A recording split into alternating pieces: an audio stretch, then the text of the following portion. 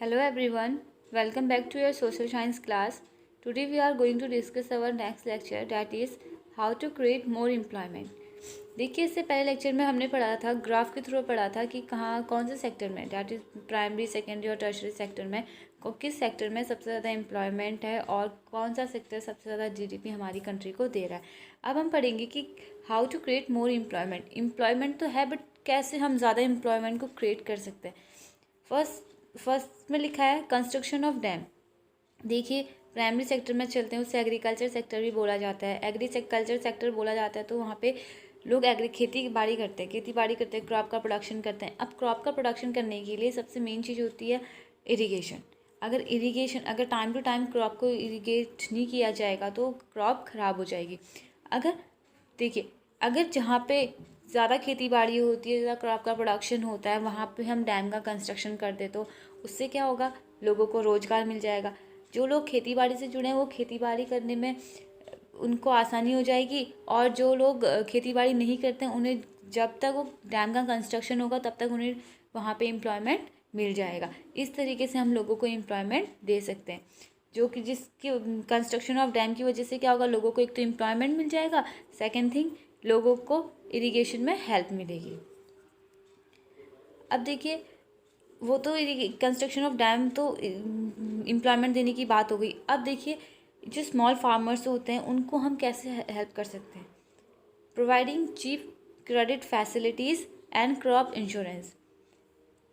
लोगों को, जो फार्मर्स होते हैं, स्मॉल फार्मर्स होते हैं, उनको चीप क्रेडिट फैसिलिटीज़ देनी चाहिए और क्रॉप इंश्योरेंस भी देना चाहिए. अगर बाई चांस किसी कारणवश अगर जो किसान है उसकी फसल ख़राब हो रही है, तो हम ख़राब हो गई फ्लड की वजह से, या ड्राउट हो गया, या उसकी फसल अच्छे से इरिगेट नहीं हो पाई और वो ख़राब हो गई, जितना उसने इन्वेस्ट किया था उस क्रॉप में उसको उतना मिला नहीं, तो क्या होता है, क्रॉप इंश्योरेंस प्रोवाइड करवाना चाहिए स्मॉल फार्मर्स को, जिसकी वजह से अगर क्रॉप ख़राब भी हो गई है तो उन्हें उस क्रॉप इंश्योरेंस की वजह से उन्हें जितना इन्वेस्टमेंट किया उनको मिल जाएगा.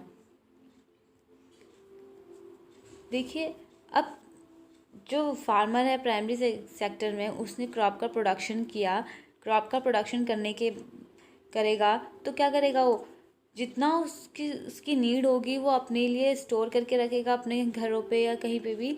बाकी का क्या करेगा, उसे सेल करेगा, बेचेगा, या फिर स्टोर करके रखेगा. कहाँ पे, वेयर हाउसेस में, गोडाउंस में, कोल्ड स्टोरेज में.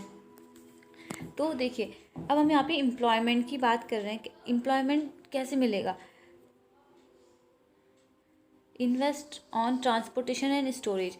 उस क्रॉप को, उस जो प्रोडक्शन किया गया है, उस प्रोडक्ट को प्राइमरी से सेकेंडरी तक ले जाने का काम कौन करेगा, ट्रांसपोर्टेशन. जो इससे क्या होगा, एक तो काम किससे मिलेगा, जो प्राइमरी सेक्टर में जो खेती बाड़ी कर रहा है उससे तो काम मिल गया. दूसरा, जो ट्रांसपोर्टेशन को संभालेगा, जो एक गुड्स को वन प्लेस टू अनदर लेके जाएगा, उसे भी वर्क मिल गया, वो भी एम्प्लॉयड हो गया. अब देखिए, एक होता है स्टोरेज क्या होता है, जहाँ पे हम बहुत सारा खाद्य पदार्थ रखते हैं, वहाँ पे रखेंगे तो जो उसकी देखभाल करेगा उसे भी एम्प्लॉयड मिलेगा. जो गुड्स को इधर से उधर ढोएगा उसे भी एम्प्लॉय मिलेगा. इससे क्या होगा, एम्प्लॉयमेंट क्रिएट होगा. इससे लोग अनएम्प्लॉयड नहीं रहेंगे. और थर्ड लास्ट पॉइंट है, the bank can provide loan at cheap rate to improve irrigation facilities. लोगों को मीन्स जो फार्मर्स होते हैं उनको क्या देना चाहिए, चीप रेट में लोन देना चाहिए ताकि इरिगेशन की फैसिलिटी को और इम्प्रूव कर सके. जैसे कि जो स्मॉल फार्मर्स होते हैं उनके पास इतना पैसा नहीं होता है कि वो आर्टिफिशियल मेथड ऑफ इरिगेशन को यूज़ कर सके, या अभी यहाँ पे हमें नीड है तो हम फटाफट से लेके आएँ, ऐसा नहीं होता है.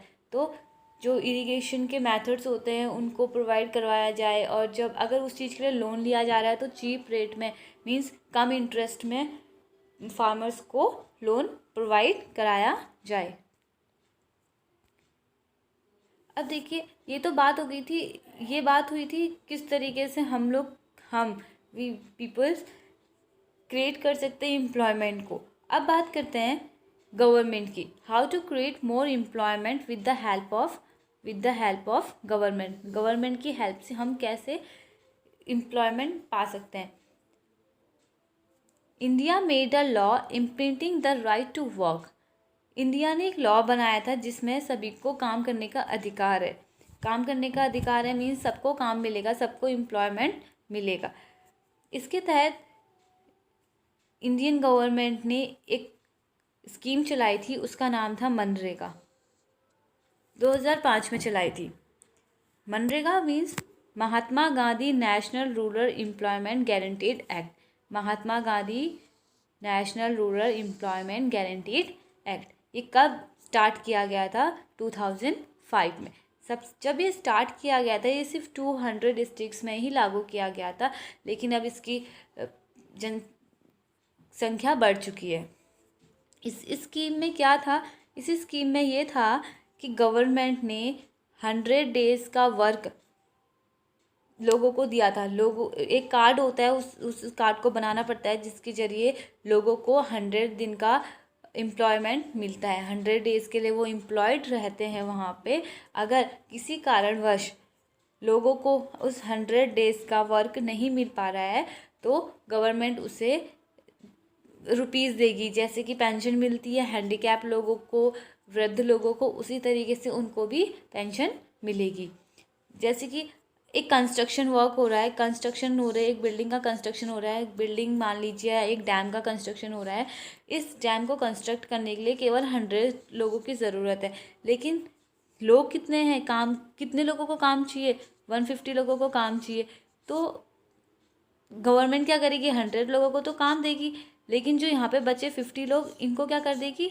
सैलरी देगी, मीन्स पेंशन देगी। यही क्या है? मनरेगा, Mahatma Gandhi national rural employment guaranteed act. इसमें जब भी कोई भी कंस्ट्रक्शन होता है, जैसे डैम का कंस्ट्रक्शन, रोड का कंस्ट्रक्शन, किसी पब्लिक सर्विसेज के लिए कोई बिल्डिंग का कंस्ट्रक्शन हो रहा है, वहाँ पे लोगों को एम्प्लॉयमेंट दिया जाता है।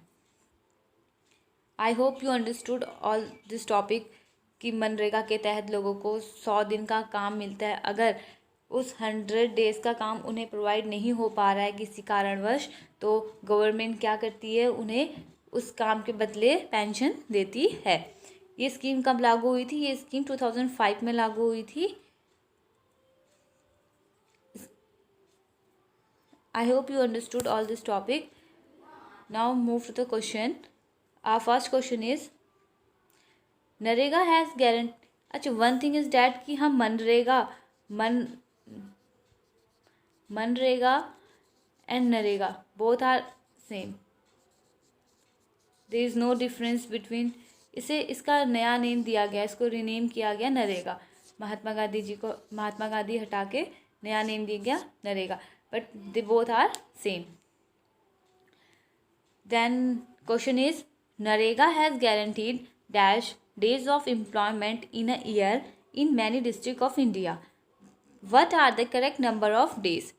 अच्छा, जो नरेगा था उसने कितने दिन का वर्क देने की गारंटी दी थी लोगों को? That is 100, 200, 150 और 50. I think it's 100. Move to the next question.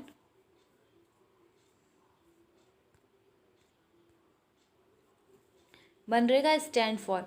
MNREGA, what is the full form of मनरेगा? Mahatma Gandhi national rural employment guaranteed act, Gandhi national unemployment rural act, Mahatma Gandhi international urban employment guaranteed act, और none of these. The correct full form of मनरेगा is Mahatma Gandhi national rural employment act. That's it for the topic. Thank you.